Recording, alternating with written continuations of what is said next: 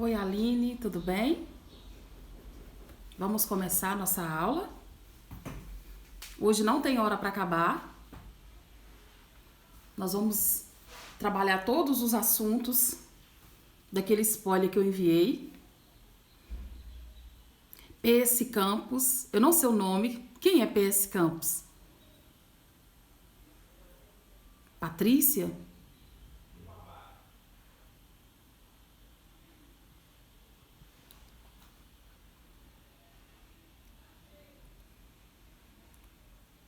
Patrícia. Isso mesmo. Luciana, Adil, entraram. Sejam todos bem-vindos. Flavinho. Hoje nós não temos hora para acabar. Nós vamos gravar essa hora, que o Instagram só aceita 1 hora. Depois a gente volta fazendo os exercícios. Tá bom? Obrigada, Lu. A gente tem que se arrumar agora para ficar em casa, né? Economiza ida e volta, mas não pode economizar no batonzinho. Vocês merecem. Bruno, seja bem-vindo. André, seja bem-vindo. Yara, seja bem-vinda. Evelyn. Tá faltando a Paulene, né? A Paulene que não perde nenhuma. Daqui a pouco ela entra. Então, como eu estava dizendo, hoje nós vamos fazer 1 hora. Ah, sério, Dil? Seu bebê é uma menina ou um menino? Se for menina, rapidinho vai aprender a usar.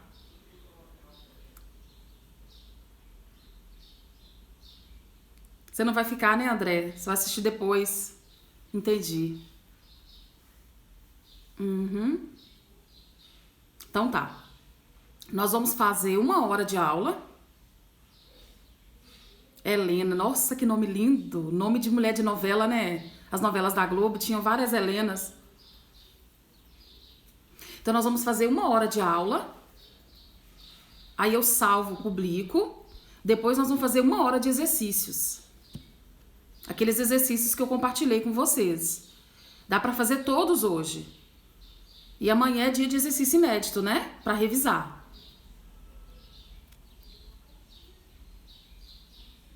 Ok.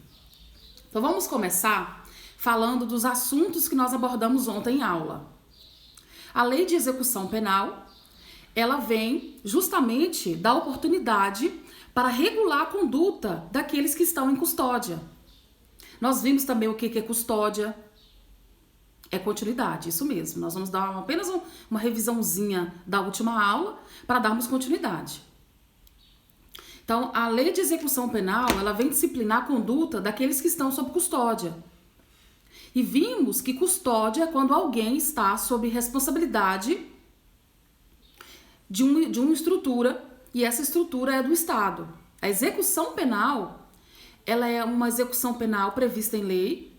Só o Estado pode desempenhar o direito da execução penal.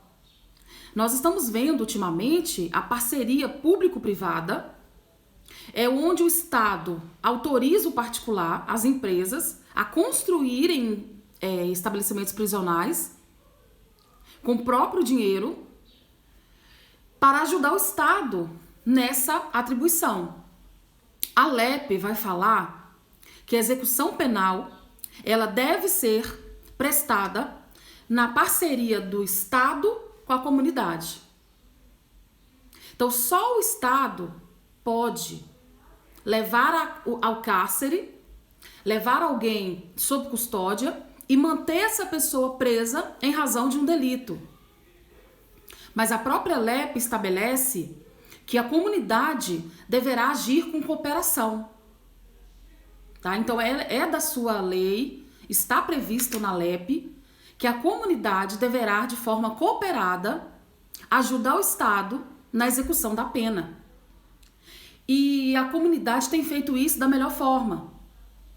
Inclusive, se você for estudar a participação da comunidade na execução da pena, você vai ver que a comunidade desempenha vários papéis. Ela vem prestando de forma privada também a execução da pena. Eu quero citar aqui como exemplo a APAC, Associação e Proteção aos Condenados. Associação, Proteção e Amparo aos Condenados, APAC. Essa APAC, ela é uma iniciativa da comunidade. Ela foi criada pelo Mário Ottoboni, ele faleceu esse ano, é um senhor de idade que teve a ideia de criar um modelo de execução penal feito pela comunidade. Isso aqui em Minas, tá? E esse modelo deu tão certo que mais de 100 países já copiaram o modelo APAC. Pois é, a Lu trabalhou, tá vendo? Eu trabalhei voluntariamente na APAC durante 3 anos. E foi uma experiência emocionante. Resumindo, nós que estamos aqui fora e eles que estão lá dentro, a única diferença é que nós optamos por não fazer o crime e eles cederam aos impulsos da criminalidade. Porque a nossa constituição moral é a mesma. Só que em algum momento ou outro, eles acabaram, dando lugar ao instinto de delinquência e a vida não dá uma segunda chance. Eles tiveram que pagar pelo crime que cometeram. Então, o Estado, através dessa cooperação, também aceita da comunidade. Eles aceitam a comunidade e nós podemos entender que o interesse da ressocialização do preso não é só do Estado, é nosso também. Porque uma sociedade recuperada é uma sociedade com menos delinquência. E a diminuição da delinquência vai trazer segurança para nós. Vai trazer segurança para nossa família, para os nossos bens. Então não adianta nós trabalharmos, ganharmos dinheiro, comprarmos bens, se nós não tivermos segurança para sair com um relógio caro, com um carro caro, construir alta segurança para que ninguém invada a nossa propriedade. Então, a responsabilidade da segurança pública é monopólio do Estado. É ele a única pessoa que pode prestar. Mas em cooperação com a comunidade, nós devemos também auxiliar o Estado nisso e também temos interesse nisso. Porque no final, nós somos a vítima da criminalidade. O Estado, ele é vítima? Ele é vítima secundária, porque de fato as vítimas somos nós, tá bom? Então, muito bem. Então, onde tem custódia, tem lei de execução penal. E essa custódia ela é feita e prestada pelo Estado, usando da cooperação Eideviane, usando da pessoa do policial penal. Então, o policial penal é uma figura nova, foi criada através da emenda constitucional do ano passado. Em novembro, essa emenda foi publicada. Essa emenda foi votada muitas vezes nas 2 casas do Congresso, até que virou emenda constitucional. Então, antes nós tínhamos a figura do agente penitenciário. Essa figura não pertencia à segurança pública. Ele era o carcereiro. Inclusive, a profissão era uma profissão desvalorizada, porque não tinha e não fazia parte da segurança pública. Com a criação da Polícia Penal, pela emenda constitucional, nós tivemos a inclusão da Polícia Penal junto com as outras polícias. Então, hoje, a partir de 2020, é uma carreira que vai ser valorizada, ela é polícia, e nossa forma de entrar no momento vai ser uma forma mais flexibilizada. Porque depois que ela for organizada em carreira, a dificuldade vai aumentar, dificuldade pertencente a todas as carreiras militares. Então hoje a Polícia Penal, ela é militar, ela é polícia, e lá no artigo da Constituição Federal consta na lista das polícias. Então nós teremos a Polícia Penal Federal, estadual e distrital, aquela que pertence ao Distrito Federal. Então nós teremos uma legislação que vai tratar da carreira geral para todas as polícias penais. Então, onde tem custódia, tem polícia penal. Onde tem polícia penal, tem lei de execução penal. Nós vimos na aula de ontem que a lei de execução penal, ela está e deverá ser respeitada na prisão provisória. É a cadeia, né? A cadeia é o lugar onde as pessoas que estão cumprindo pena de forma provisória ficarão. Então lá tem a participação da Polícia Penal. O Estado vai custodiar essas pessoas e cuidar da sua integridade física e moral. E a pessoa responsável por esse cuidado é justamente o policial penal. Uma das atribuições será essa, manter a custódia dessas pessoas. E eu vou ter a pessoa que cumpre pena definitiva. É aquela pessoa que já foi sentenciada, passou o prazo para recurso e ela vai ser encaminhada à execução da pena. Então, executar a pena é justamente a pessoa que já foi sentenciada, já passou o prazo dos recursos e essa pessoa vai ter a sua pena em execução. Nós vamos praticar a pena com essa pessoa. E ela vai ser encaminhada para o sistema definitivo. O sistema definitivo é justamente a penitenciária. Tá bom? A penitenciária vai acolher essas pessoas com mais de 8 anos como pena aplicável. Em outra aula, nós vamos estudar todos os estabelecimentos prisionais. Não vai ser hoje. Mas a pessoa condenada a mais de 8 anos, ela vai executar sua pena em uma penitenciária. Tá bom, pessoal? E lá nós teremos o policial penal, porque a custódia será feita por ele. Temos também outro lugar onde a lei de execução penal vai ser aplicada. Então vamos lá? Primeiro, na cadeia, onde as pessoas cumprem pena preventivamente, provisoriamente, temporariamente, aguardando a sentença. Nós temos a pessoa condenada de forma definitiva nas penitenciárias e temos uma pessoa que ela é a pessoa incapaz. Esse incapaz, ele não pode ser levado à execução da pena, porque ele é absolvido de forma imprópria. Por que de forma imprópria? Porque a absolvição propriamente dita é a pessoa ir para casa. Então, a absolvição imprópria é quando essa pessoa não vai para casa, mas ela vai ser levada para um hospital psiquiátrico. Então, ela vai para o hospital psiquiátrico cumprir uma medida de segurança. Então, ela não pode ser condenada à pena, porque ela é incapaz, inimputável, e essa pessoa será levada à medida de segurança. Essa medida de segurança inclui tratamentos psiquiátricos, psicológicos e farmacológicos.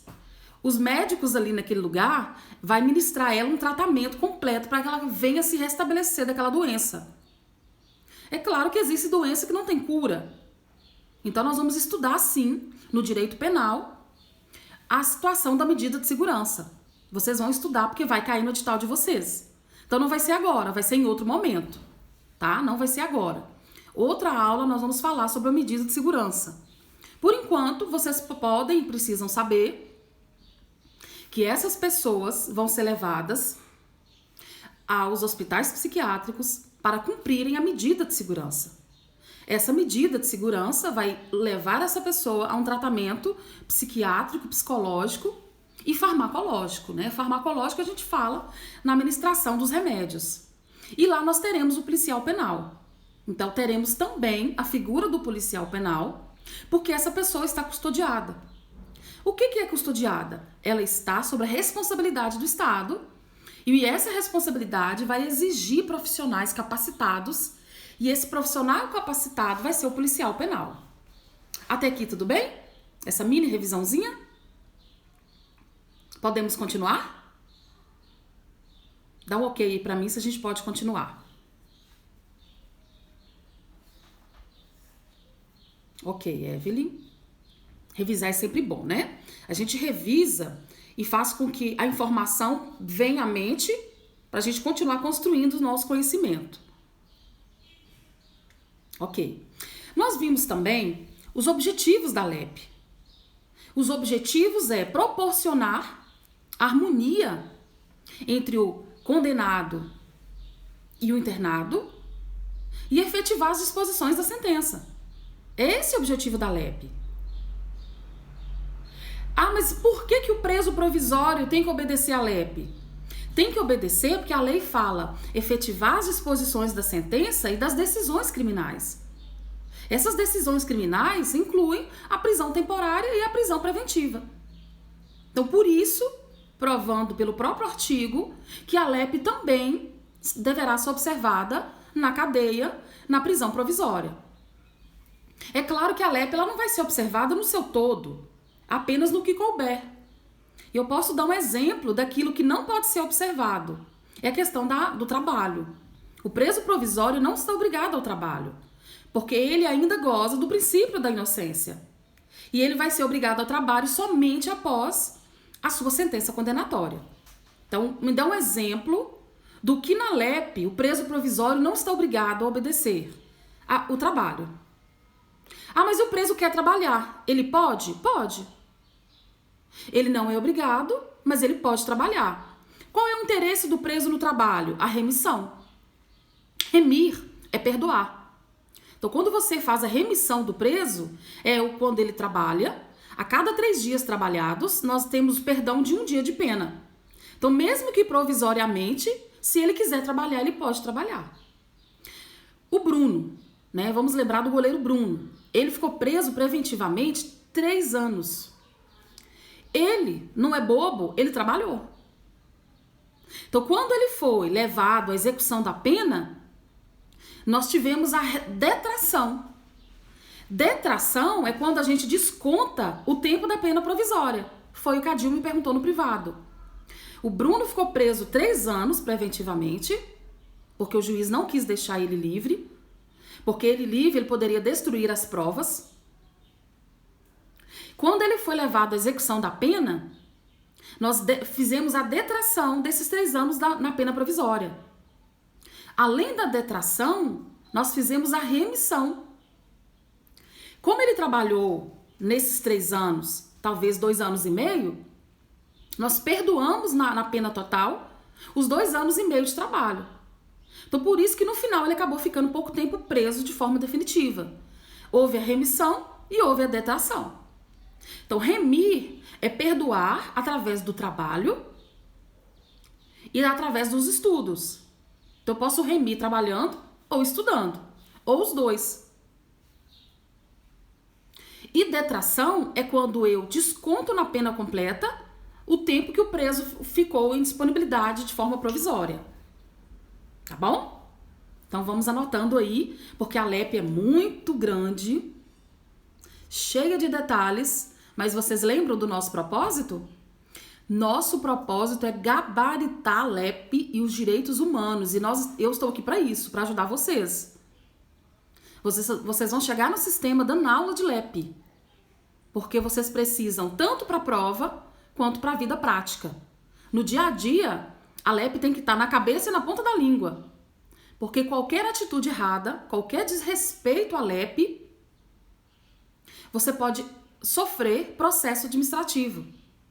E o processo administrativo pode culminar com a sua demissão. Então, vale a pena, sim, aprender a LEP, tanto para entrar no sistema quanto para permanecer. É muito gostoso, né, Evelyn? Eu também acho. A LEP é uma lei muito, muito, muito interessante.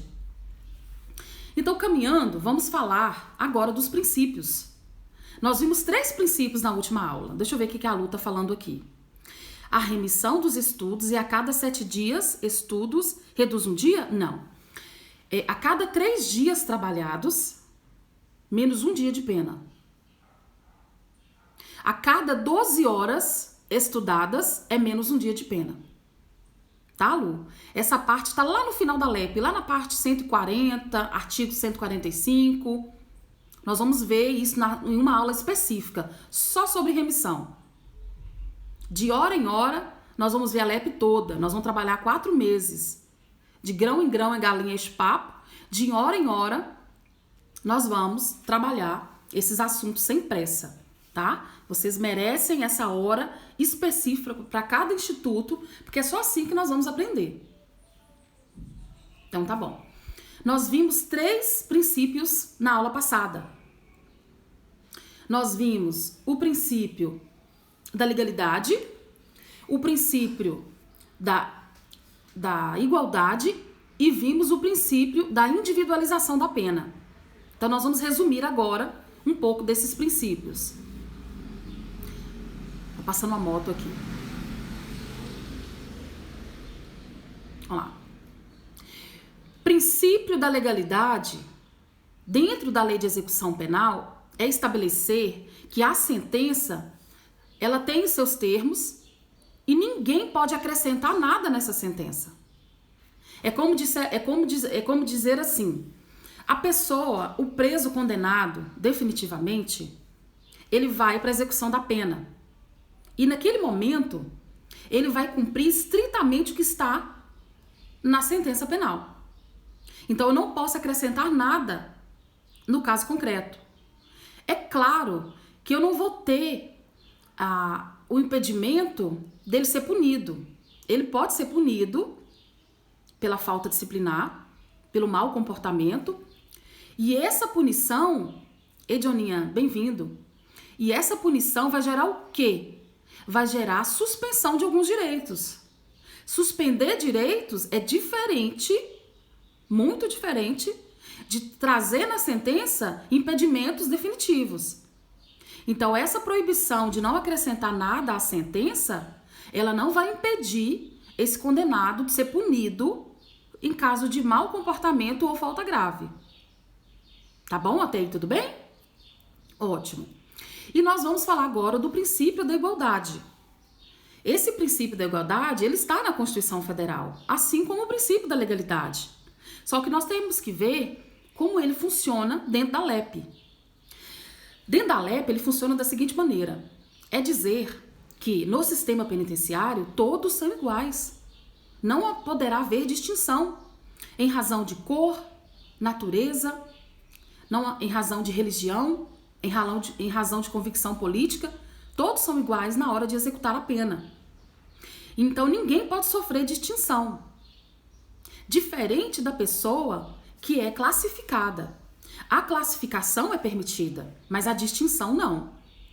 A distinção, ela vai trazer impedimentos em razão de coisas que são parciais, pessoais.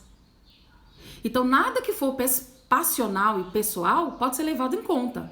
Mas a classificação, ela é possível e ela é obrigatória toda vez que alguém entra no sistema penitenciário. Porque a classificação vai permitir que eu coloque esse condenado da melhor forma possível dentro do sistema. Eu olho os antecedentes criminais, eu olho a personalidade dele, eu olho se ele está apto para o trabalho, eu olho a questão da disciplina, se ele pode ter cargos ali dentro, se ele pode trabalhar na cozinha. Então, essa classificação ela é importante na hora de executar a pena. Então, classificar é uma coisa, distinção é outra. Tá bom? Ótimo. E vamos também agora falar sobre o princípio da individualização da pena, que foi o último princípio que nós vimos. O princípio da individualização da pena, ele vem trazendo a ideia de que cada pessoa que cometeu um crime, ela deverá cumprir do modo segundo o seu perfil psicológico. Eu não posso dizer que todo mundo que cometeu furto vai cumprir a pena da mesma forma. Então, cada crime cometido, eu vou individualizar a pena. Essa individualização da pena, ela vai justamente observar a conduta pessoal, os antecedentes, e se ele é primário ou se ele é reincidente. Então, toda vez que alguém chega no sistema, eu vou individualizar a pena para aquele condenado. Eu vou estabelecer o modo pelo qual ele vai poder exercer o seu direito a uma execução de pena. Então, não tem como tratar todo mundo da mesma forma. Eu preciso individualizar a pena. Em um momento que eu estou incluindo mais um condenado no sistema penitenciário, se ele for reincidente, automaticamente a lei exige que ele seja separado dos primários. Então, eu não vou separar todos os que têm 8 anos de condenação. Eu vou separar, por exemplo, os primários dos reincidentes. Então, o princípio da individualização da pena vai ser justamente isso. Eu estabelecer que cada pessoa que chegue no sistema vai ter um modo diferente de cumprir a sua pena. Ficou claro? Esses 3 princípios, eles são muito importantes. E eu preciso que fique bem claro para vocês.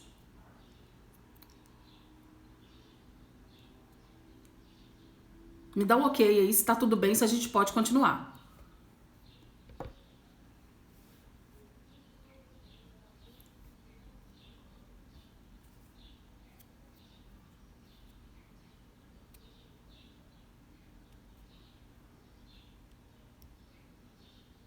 Tá bom.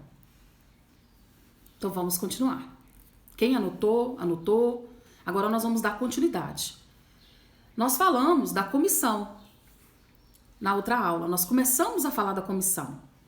Agora deixa eu te falar. Quem você acredita que vai classificar essas pessoas? Então nós vamos ter uma comissão. Existe uma comissão que vai classificar todo novo condenado. Essa classificação ela é feita tanto no sistema provisório quanto no sistema definitivo.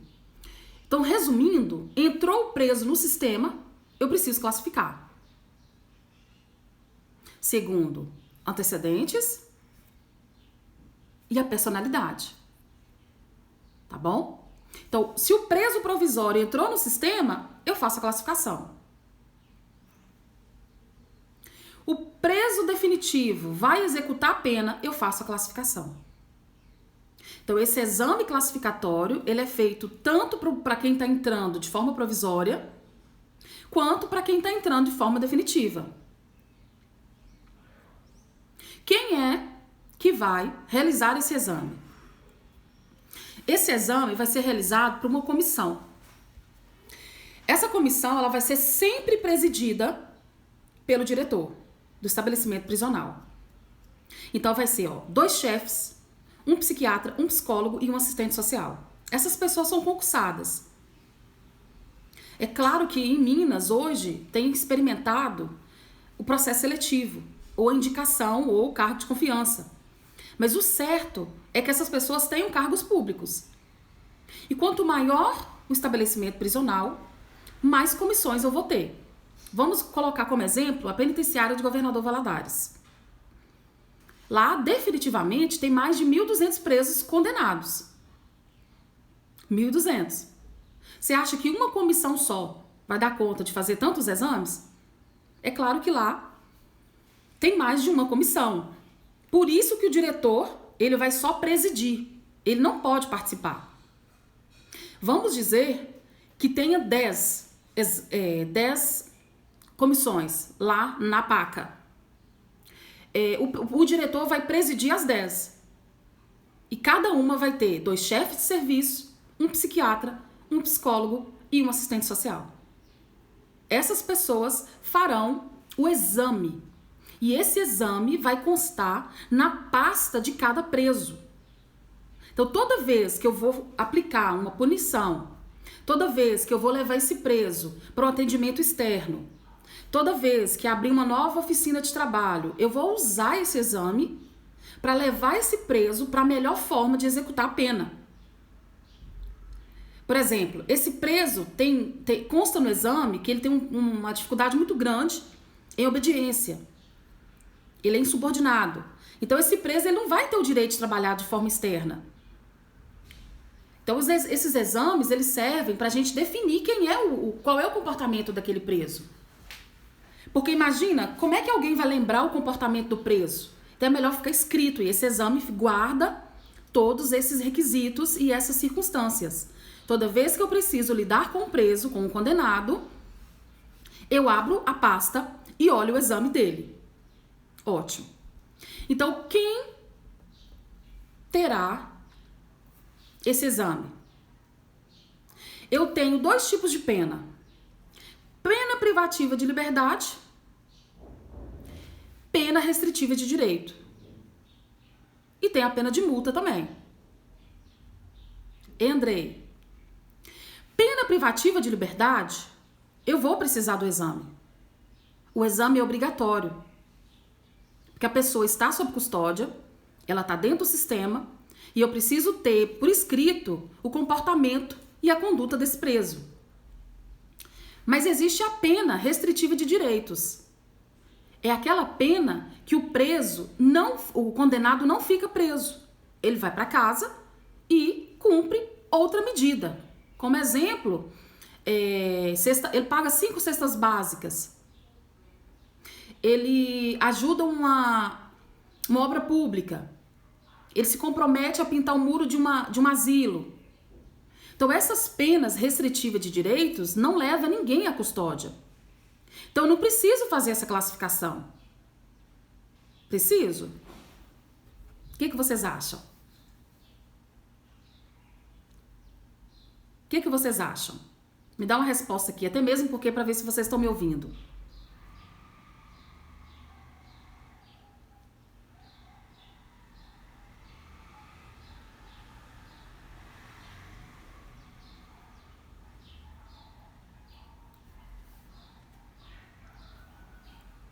Eu vou aguardar o feedback de vocês. O que vocês acham?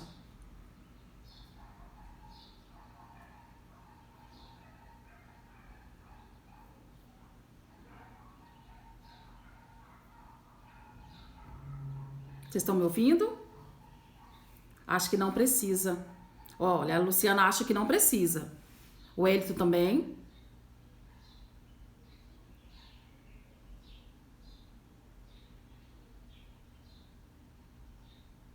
Então, olha só. A lei não é clara. A lei não é clara com relação à obrigatoriedade. Então, vem comigo, presta atenção. Se a lei não é clara, vamos olhar o que ela é clara. A lei é clara quando ela fala que nas penas restritivas de direito, ela será feita pelos fiscais de serviço.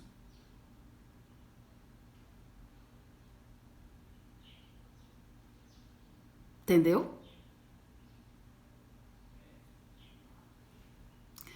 A lei fala que ela será feita nos casos de restritiva de direito pelos fiscais de serviço dentro da vara de execução penal.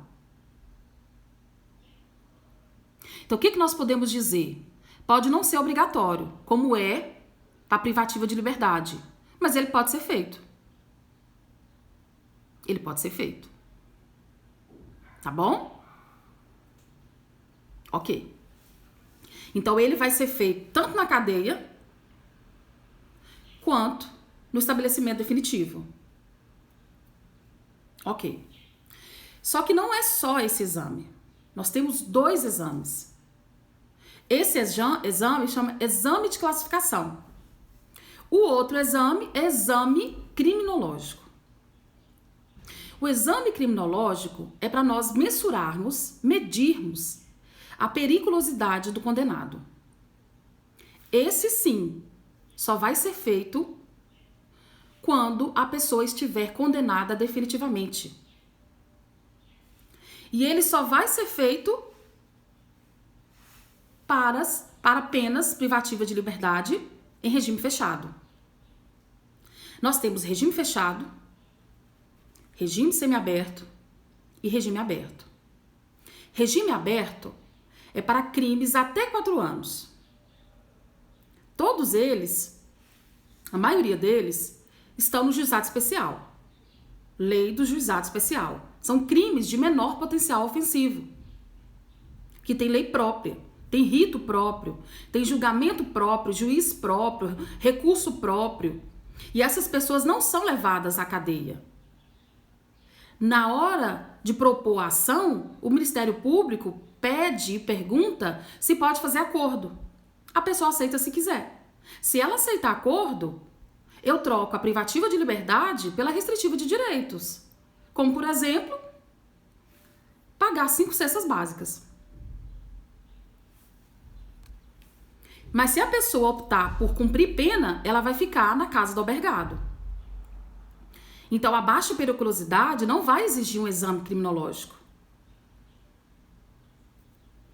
Existe o semiaberto. O semiaberto, ele tem a condenação de 4 a 8 anos. A periculosidade é média. Se ele for condenado, ele vai ficar em casa, em colônia agrícola ou similar. Ok? Agora, se ele for condenado apenas com mais de 8 anos, ele vai para a penitenciária. E lá, por obrigação, eu preciso fazer o exame criminológico. Porque quem tem mais de 8 anos de condenação, a periculosidade é alta. É alta. E essas pessoas precisam do exame criminológico para ter benefícios. Exemplo. Imagina só a progressão de regime. Como eu vou autorizar alguém a progredir de regime se a alta periculosidade dele evidencia que ele não deve sair do regime fechado? Compreenderam? Então, a lei fala que o exame criminológico é obrigatório para o regime fechado. Porque a alta periculosidade evidencia que eu tenho sempre que ver o nível de perigo desse preso. Mas a lei fala que no semiaberto, no regime semiaberto, onde a periculosidade é mediana, eu posso utilizar o exame. Então, o exame criminológico, ele é obrigatório no regime fechado. Tá bom? Mas vamos abrir um parêntese para falar uma coisa. O Estado está quebrado. Há poucos recursos financeiros. Então, hoje, quem vai fazer prova da CESP cobra jurisprudência. O Supremo Tribunal Federal decidiu que não precisa fazer mais. Porque fica caro para o Estado manter esses exames. O Estado ele não tem profissionais suficientes para aplicar os exames aos condenados. Então ficou decidido que o juiz, de forma motivada, tem que requerer o exame porque o sistema não tem condição de manter. Então, para provas que cobram, lei seca, que é a prova de vocês, Polícia Penal de Minas. O exame criminológico é obrigatório para regime fechado e poderá ser usado no semiaberto. E no aberto não precisa, são pessoas de baixa periculosidade.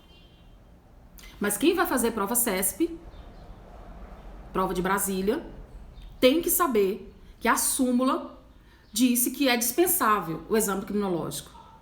Só sendo possível caso o juiz peça de forma motivada a razão de usar um exame criminológico em razão do seu alto custo.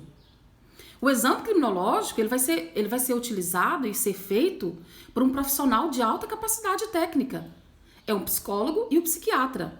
Imagina só quanto custa isso para o Estado. Lembrando que a penitenciária só tem pessoas condenadas a mais de 8 anos. A nossa PACA, né? Aqui na zona rural. E lá tem 1.200 presos. Imagina quantos psiquiatras eu preciso para aplicar esse exame em todo mundo. Você percebeu como é caro? Então fica difícil de manter. Tá bom?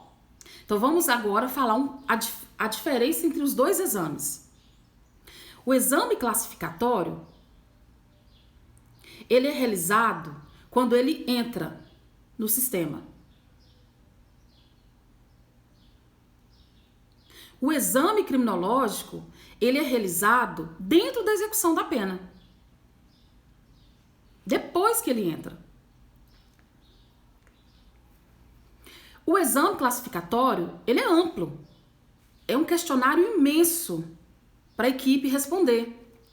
Obediência, se olha nos olhos, se tem sinais de frieza, se tem sinais de apatia, se a pessoa já se envolveu em crimes graves, se a pessoa teve presença dos pais em casa, se a pessoa é alfabetizada.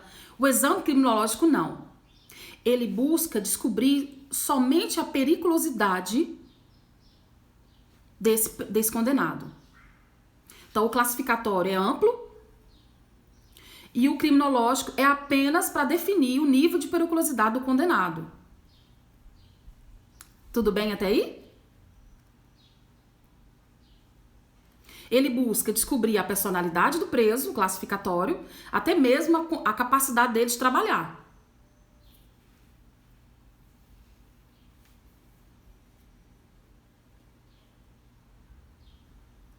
E o criminológico não.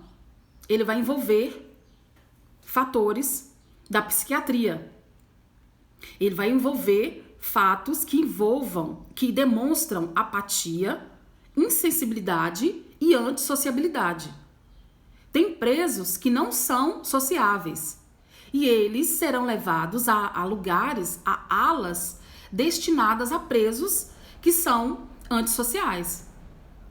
O que seria um preso antissocial? É um preso que não gosta de sentar à mesa para se alimentar. É um preso que não gosta de banho coletivo.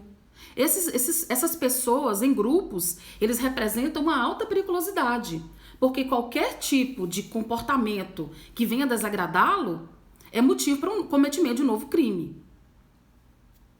E essas pessoas perdem o direito de ser levada a um regime mais leve,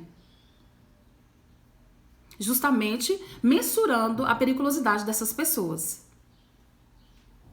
Ficou claro a diferença entre os dois exames? Me dá um feedback aqui, se ficou claro.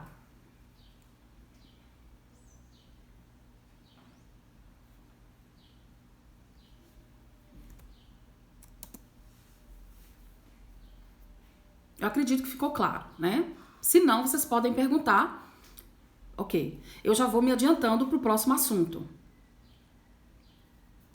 Até 2015, eram 2 exames. Ok, Lu. Até 2015, eram 2 exames. Em 2015, surgiu o 3º exame.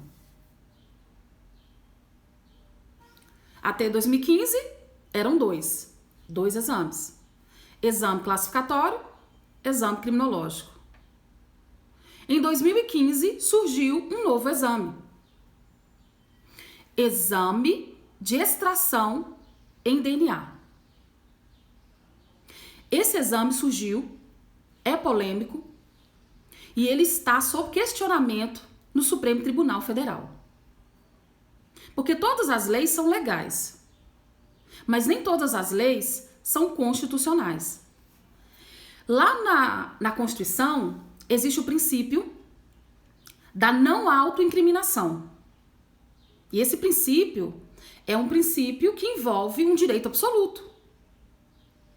Ele é tão absoluto que em audiência eu não sou obrigada nem a responder. Porque o preso tem direito de ficar calado e isso não será reputado a ele de forma negativa. Então, o silêncio do preso em respostas no interrogatório não são levados em consideração para prejudicá-lo. Isso mesmo, Wellington. Então, nesse exame, eu vou ter justamente a coleta do material genético do preso e eu vou guardar esse DNA em um banco de dados para ser acessado de uma forma autorizada pelo juiz.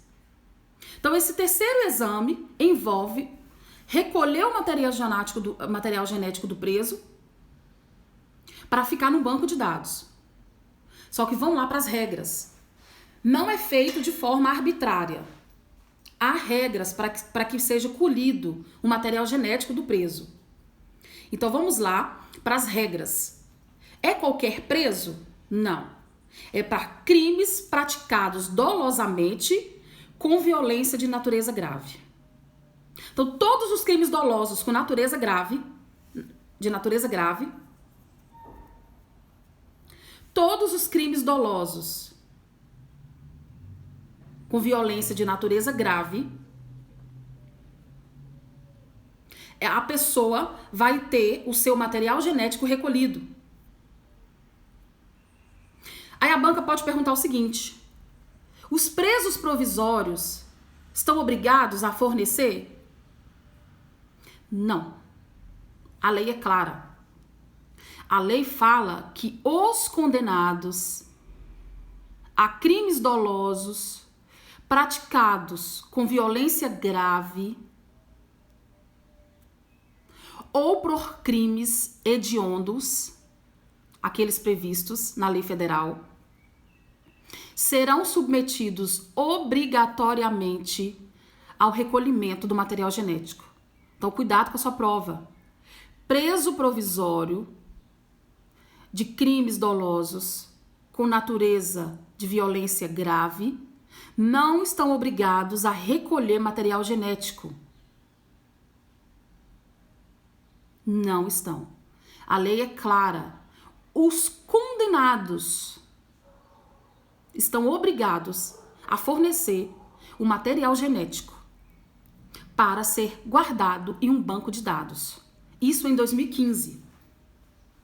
E ainda em 2015, nós tivemos as regras para acessar esse banco de dados. Não é qualquer pessoa que pode acessar o banco de dados.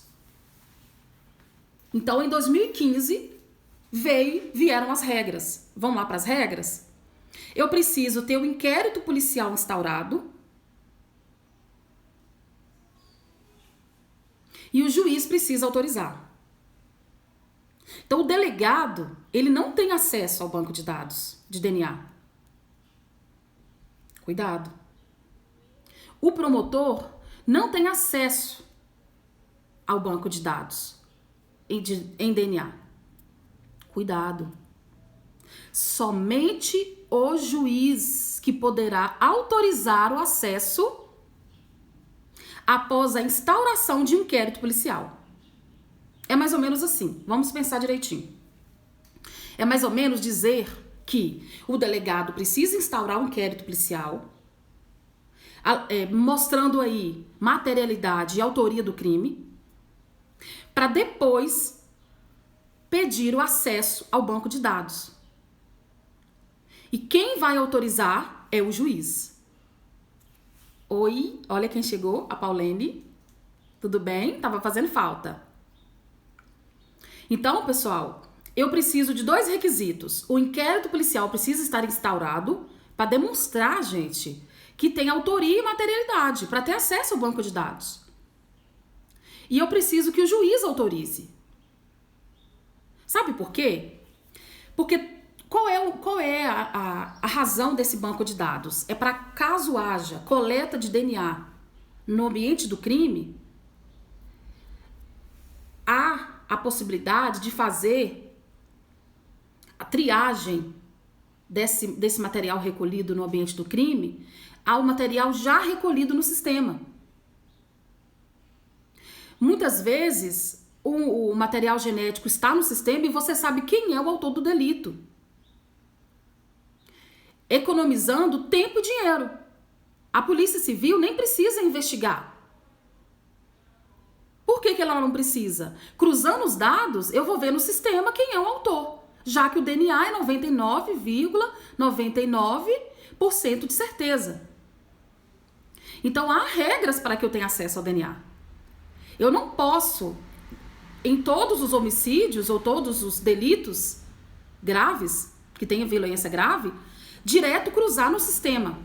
Porque isso aí geraria um etiquetamento. Quem fez é alguém que já cometeu o crime, não é novas pessoas. Não, novas pessoas não cometem crime, são sempre os mesmos. Então, a sociologia critica, porque isso geraria um etiquetamento daqueles que já cometeram crime. Então, nós estamos aguardando o Supremo Tribunal Federal dizer se essa norma é constitucional ou não. Desde 2015, está lá. Nós não temos a resposta ainda. Ia sair esse ano, mas com o coronavírus eu acredito que não saia. Eu acredito que vai sair o ano que vem a resposta. Tá, mas enquanto isso, o que serve para sua prova? Serve o que está na lei. Porque toda lei é legal. Tem eficácia e eficiência. Então, para sua prova, o que vale é o que está na lei. Mas se o Supremo Tribunal Federal falar não, essa lei é legal, mas é inconstitucional, porque ela fere o princípio da não autoincriminação. O que vai acontecer? Esses artigos serão suprimidos daqui. Serão declarados inconstitucionais. Tá bom, pessoal? Então vamos aguardar. Enquanto não sai, é totalmente possível a extração desse DNA dos condenados a crimes dolosos praticados com violência grave. Muito bem. Nós sabemos que houve o pacote anticrime proposto pelo então ministro Moro, à época ministro da Justiça. No pacote de anticrime, ele trouxe novidades aqui para essa parte. Vamos para a novidade? Grande novidade. Quem se recusar a não entregar o material genético comete falta grave. Por que ele criou isso? A ideia da lei é obrigar ainda mais o condenado a fornecer o material genético, já que cometer falta grave é um retrocesso para o condenado.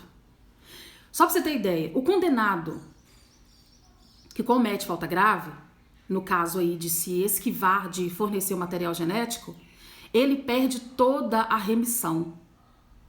Vamos dizer que ele está com 3 anos de remissão. Ele perde tudo. Vamos dizer que ele já está no semiaberto, já na intenção de ir para o aberto. Ele volta para o fechado. Então, trazer isso e colocar como falta grave foi um avanço. Porque se é para ser sério, tem que ser sério. E o preso que se nega a fornecer o material genético, atualmente vai ser imputado a ele a falta grave. Tá bom? Então, essa é a grande novidade do pacote anticrime. Pode anotar aí no seu material. A grande novidade do pacote anticrime foi incluir a negativa de entrega de material genético como falta grave. Alguma dúvida? Pode perguntar, que nós vamos mudar de assunto.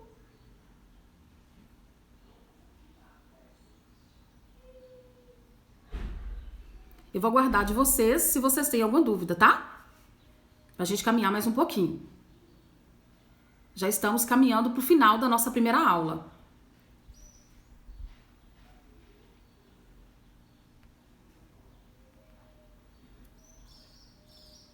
Perfeito. Muito bom. Bacana, eu fico feliz, tá? Eu fico muito feliz. Então vamos lá para mais 2 princípios. Princípio da jurisdicionalidade. A LEP vai falar o seguinte: não importa o crime que eu cometer, eu vou obedecer à lei do lugar onde eu estou cumprindo a pena. Olha só, vou ler o artigo 2º para vocês. A jurisdição penal dos juízes ou tribunais de justiça ordinária em todo o território nacional será exercida no processo de execução na conformidade dessa lei e do Código de Processo Penal. Tá? Então aqui vai evidenciar que a lei de execução penal ela vai ser usada em qualquer crime. Crime eleitoral, crime trabalhista, crime militar. Ocorreu crime, nós vamos usar a lei de execução penal. Não há uma lei de execução penal para crime militar. Não há uma lei de execução penal para crime eleitoral. Então eu vou usar todos os crimes a mesma lei de execução penal. Compreenderam esse princípio? É muito importante, tá? Que vocês compreendam esse princípio.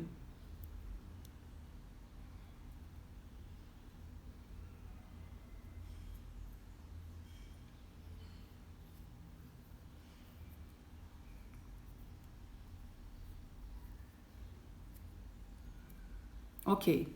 Então vamos para o próximo princípio, o princípio do devido processo legal. Eu estabelecer que durante a execução da pena, eu vou garantir ao condenado contraditório e ampla defesa. Eu vou garantir ao preso contraditório e ampla defesa. Então, ao aplicar a falta grave no preso, eu vou dar a ele o direito de se defender. Porque pode ser que foi imputado a ele de forma falsa. E como tem grande prejuízo para o condenado, ele precisa se defender. Então eu vou manter a defesa mesmo no processo de execução da pena. Princípio da humanidade das penas. Esse princípio, ele vem desenvolver a dignidade da pessoa humana mesmo na execução da pena, proibindo meios cruéis, desumanos ou degradantes. E levando o preso também a um trabalho externo, onde ele possa ter direitos, até mesmo um salário. Claro que não é qualquer preso, eu vou ter aí uns requisitos legais para encaminhar esse preso para o trabalho externo. Então nós temos o princípio da humanidade da pena. Eu não vou levá-lo a uma situação degradante nem humilhante. Dentro do sistema penitenciário, ele vai ter opções de aprender uma nova profissão. E o trabalho externo vai possibilitar isso aí. E o último princípio desse material que nós vamos ver hoje é o princípio da ressocialização. Esse princípio vem evidenciar que o objetivo da LEP, o objetivo da pena é devolver o mal causado, nós vimos na primeira aula, né? Ele vem retribuir o mal causado e ele vem também fazer a prevenção geral. Essa prevenção, ela faz com que o outro desista de cometer crime porque ele viu que quem fez foi punido. E a LEP também inclui um outro objetivo, o objetivo ressocializador. Então, além de prevenir um novo crime e trazer uma punição em troca do mal que ele causou, a LEP busca ressocializar esse preso. Como? Garantindo direito ao estudo, direito a trabalho, direito a livramento condicional, é a opção que o preso tem de, preenchidos os requisitos, ele ir para casa antes do exaurimento da pena. A progressão do regime é onde ele, através dos requisitos, ele pode ir para um regime menos severo. Então, nós temos, sim, total assistência ao preso dentro do estabelecimento prisional. O assistente social, ele vai fazer essa ponte. Ele vai ligar o preso ao mundo externo, trazendo notícias da família, providenciando os documentos e também cuidando dele na saída da pena. Então, ao final da pena, esse preso terá direito a participar de empresas que têm por parceria aceitá-lo no sistema prisional. Tá bom? Aqui já está dizendo que já tem 1 hora de aula. Se já tem 1 hora de aula, eu preciso finalizar. E aqui eu estou voltando, nós já vimos tudo, tá? A única coisa que falta é falarmos da competência. A competência da execução da pena dá para falar antes da gente terminar. Porque na volta eu já vou fazer os exercícios. Nós vamos dar 15 minutos de intervalo e eu volto para 15 minutos de exercício. Então vamos falar do último assunto que dá tempo. Qual é a competência do juiz da execução da pena? Existe um juiz que dá a sentença, é o juiz comum, e um juiz diferente que promove a execução da pena. A gente chama ele de juiz da execução penal. Aqui no Fórum de Valadares existe o juiz que promove a sentença e existe o juiz que promove a execução da pena. Então, a competência para a lei de execução penal é justamente a competência do juiz de execução da pena. Ele é diferente daquele juiz que promoveu a sentença do réu. Tá bom? Eu vou finalizar por aqui, 15 minutos de intervalo, e nós voltaremos com os exercícios. Então, peguem em mãos para que a gente faça juntos, tá bom? Um abraço e Deus nos abençoe. Obrigada pela atenção.